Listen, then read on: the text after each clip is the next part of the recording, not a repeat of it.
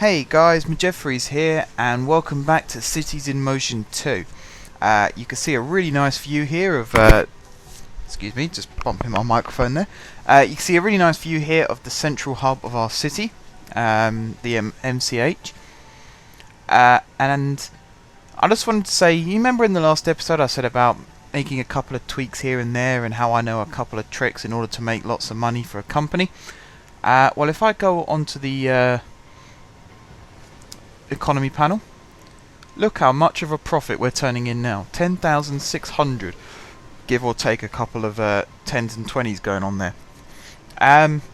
Purely because of the monorail. Look how successful the monorail is. Not just how much it's creating in tickets, but also its total value. The tram picked up again, and you can see, and the trolley has definitely benefited from the monorail as well. Again, as you can see, 7,000 coming in from that. But look at that, 9,500 roughly for the monorail. It's just a fantastic number. Now this episode, you can see I haven't actually let the amount of money go up too much.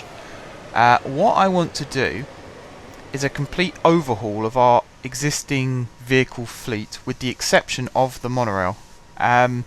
Reason being, I've altered the timetable slightly for all the other lines so that there are less vehicles running at any given time.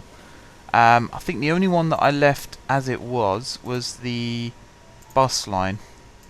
See, the bus line, every half hour during the rushes there is a bus running. However, for the trolley it's every hour, and it's also the same now for the tram, and I believe the monorail was like that anyway. So what I want to do now is create some bigger vehicles, or buy bigger vehicles, so that I can run less frequent services and save more money doing that, rather than try and create more ticket sales and get a profit that way. So I'm going to experiment with the buses first, I think. Actually, hang on, let me have a look at ridership. Which particular... Yeah, I mean the buses give us a good amount of money, so let's start there. We'll sort out that problem with the monorail depot. You can see it's not got enough vehicles at the moment. That should change. Loads of vehicles should come back to the depot in a second. Look, there goes one, and I think I could just hear. Yep, there's another one. Right, as I was saying, let's experiment with the buses first. So let's go into the bus depot. I'm going to actually do this first because it's annoying me. Rename this MCH monorail depot. It runs out of space, but that's cool because we'll just leave it at dep. I think I've done this before, haven't I? Or maybe I didn't. There's another thing I did before. Anyway, that's not the point. That's not the point. Point is, all these buses, so bus 1 up to bus 25, are all going to get sold. So here it goes. There's 25 buses currently being sold. You can see our money has now gone up to 22,000. I'm going to use that money, find a bigger sized bus. I like the look of that one actually, that one looks quite nice. How many can I afford? 15? Yeah, I'm going to buy 15 of these buses. They've got 24 capacity. They're pretty cheap to run, one of the cheapest on here. They've got good service time. They've got very good service quality. So I'm going to buy 15 of these buses. So now, when the next time comes for a bus to run, we will have a brand new fleet of buses. And although we've lost 10 buses overall, money-wise we've kept it at pretty much the same as it was just now. If I go back into the economy panel, our money's still going up. The monorail is still getting us more money. One thing I did experiment with, I'm not sure if you guys spotted it or not, I had a couple of red buses running around as well as the usual coloured, silver coloured ones. What I did there was, I didn't have much money and I needed to increase the number of buses, so I just bought the cheapest type of bus, which had a really small capacity as well, and that is the red one. I can't remember what it's called. It's called like a Burner Vagel or something like that. I can't remember its name. I'm probably completely wrong there. But what that was for was purely just so that there were more buses running, so that we didn't have missed time slots. they've now of course been replaced. At one point I also had monorail trains. I had the small red monorail trains as well running around. They've all been replaced with the normal sized ones again.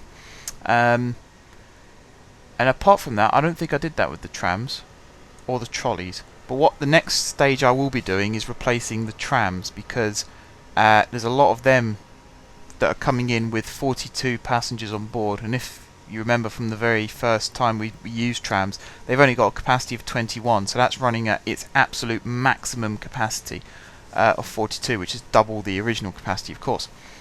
One final thing that I wanted to do, but it hasn't let me do it, is separate the trolley from the tram on the depot exit road. The reason being is a bus also uses that lane in order to turn left here and head down towards, I think it's the Sapphire line that uses that stop.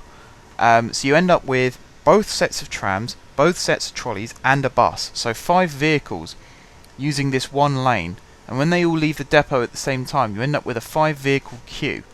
And because I've reintroduced traffic lights, which I said I was going to do in the last episode, you see the traffic lights are back, because I've reintroduced them, it ends up with a huge traffic jam, and only 1 or 2 vehicles are out at one time, and it means there's a lot of people waiting at the stop, getting quite impatient. So I want to separate them, and the way I wanted to do it was to separate the trolley, so move the trolley into the bus lane. However, for one reason or another, when you've got a trolley line on top of a tram line, you can just delete the tram line, no problem, but you can't get rid of the trolley wires. So the only other alternative is to get rid of the tram line and move the tram line over. So at some point, I might do that in this episode, if I can afford it. I don't know whether I can afford it at this stage, but I'd like to wait for a bit more money to come in first. But that's the plan, that's what I want to do. The other thing that I wanted to change was... actually, it was more of a what-if kind of scenario. What I was thinking of doing is making it so that when trams arrive at this stop, which is for the Scarlet Line, the depot, well, the last stop before returning to the depot, instead of turning left and heading straight off down into the depot return road, I was wondering if I could have it loop around here and then go into the main tram line there and then turn left that way. Purely aesthetic. There was no operational reason why I wanted to make that change at all. It was purely just so that it would look better, and it would, in rush hour, it would keep trams out of each other's way. But I think I might abandon that plan because I don't think there'd be any operational benefits from doing that. The last thing that I wanted to change, and I said I wasn't going to touch the monorail vehicles, but I just want to see, at the moment we're running Hanabi Challenger trains. If I check out, so that's the Hanabi Challenger there, it's got 30 capacity, costs 1600, electricity consumption per 100 kilometers is 80, and it's 7.5 minutes to fix up again. The next one up is this one. It only has 36 seats, so it has 6 seats extra normal, but it can carry 12 more passengers. It costs nearly twice as much to run. Its service quality is 10% less, however it is £300 cheaper. I don't know if it's worth it. It's the operational costs that's going to end up denting me. The only alternative to that is run more trains, which means buying more trains, which can end up costing me more money anyway. And the reason I'm looking into that is because look how many passengers are waiting at this stop. 70 passengers waiting for the Nectarine line, 46 waiting for the Tangerine line.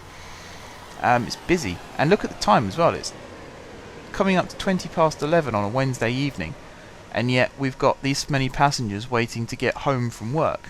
It's basically what it is. They've travelled across the city on one form of transport, and now they're waiting for the connection to get back home. So I'm not really sure what to do there, whether to run more trains or whether to buy high capacity trains, because I'm only getting 12 more passengers per train, so I'd still have 4 left waiting at this platform here. So I'm not sure whether I'd get any operational benefits out of that either.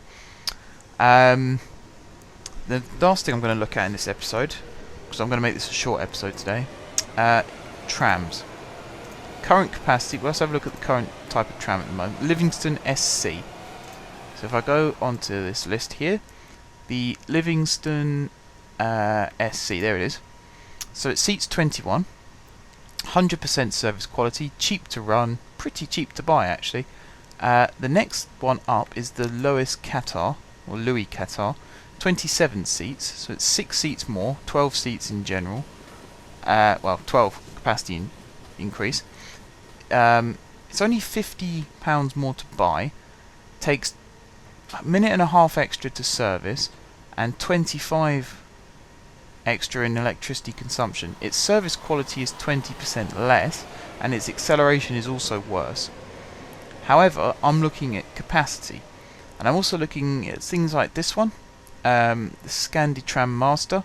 That seats a lot more people. Service quality is woeful, so's its operational costs and its maintenance time. Its price isn't too bad. The Livingston Classical I don't really like the look of, so I might ignore that. The Prospector Royals, again, they're expensive and they cost a lot to run. Its capacity, 44 seats. It's a question of whether I could fill that the entire time. I think if I'm going to go for anything, it'll be the Scanditram.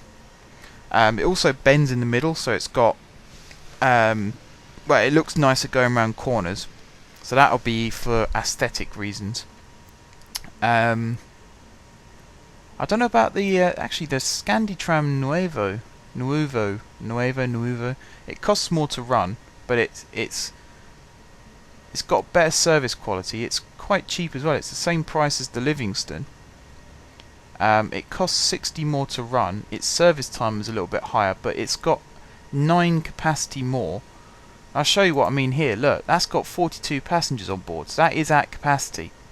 That no other passengers can fit on board that tram, which is it's disappointing because you want to have as many passengers as possible running on your network, and if you're limited by the size of your vehicles, you kind of want to increase the size of your vehicles to get more passengers on board, and relatively to that, make more money. As you can see, we're still operating at a massive profit here, almost to the point where if I increase the ticket count to 35 again, see that number's shot up, yet that number's stayed the same. So I don't really know. Maybe the cost went up a little bit as well. I suppose the other one I could look at is the trolley. Sorry, could I increase the trolley size? Let's see again what I've currently got. I've currently got a Railcad trolley T2. So that's this one. And again, it's cheap to buy, pretty cheap to run. Its capacity is 20. The next one up is this one, which has got a capacity of 24. Service quality is worse off. It's not that much more expensive to run. Its maintenance requirement is 1 less, but its price is 300 more. But I get a capacity of 8 extra out of it, and it actually looks quite nice. This is the one I want to aim at. If I can get my hands on some of these. And the same with the buses. Ideally I want to run with the double-decker buses because, I mean, they're the largest sized vehicle you can get for both types. And it means that if it's quiet, you get a low capacity, but then they shouldn't be too expensive to run. Like this one is quite cheap to run. It's only 110. There's one that's got, 9 less capacity, and it costs more to run. And this one's got 11 less capacity, and it costs more to run. So the double-decker is the one that I want to go for. I need to get enough money to actually afford to buy them. That's the issue. So if I look at how many trolleys I've got at the moment, I've got 30 trolleys at the moment. If I was to halve that amount to 15, I look how many are standing in the depot at the moment. I know it's night time, so there's not that many running, but there's quite a few that are just sitting in the depot not making us any money. So I think let's replace these trolleys. Let's get as many as I can afford, and then I can always add to the fleet at a later date if I need to. So let's get some double-decker trolleys out. And to be honest, I thought I would get the buses before the trolleys, so to get these out is quite something. I can afford 10. Can I get up to 15? No, I can't. Alright, we'll have to get 10 for now of the double-deckers. And then when the inevitable you've run out of trolleys message comes through, which will probably happen off camera actually, because this episode will end shortly, then I'll have to maybe take out a mini loan, just to get enough to buy some more. It'll be like a week-long loan, so the payments will be excessive, but again, the capital raised should cover that quite nicely. So I'll let you know how that one goes in the next episode, because I will end this episode here. So what we've done here is we've increased the capacity of our buses, and we've done the same thing with our trolleys. In the next episode we'll try and do the same thing with the trams, and we will start exploring other transport methods again, or at least try and build a new line, because it's been a while since we did that. In the meantime, guys, thank you very much for watching. If you haven't subscribed to my channel, be sure to click the subscribe button. If you have subscribed to my channel, thank you guys for your continued support, and until next time, I will see you soon.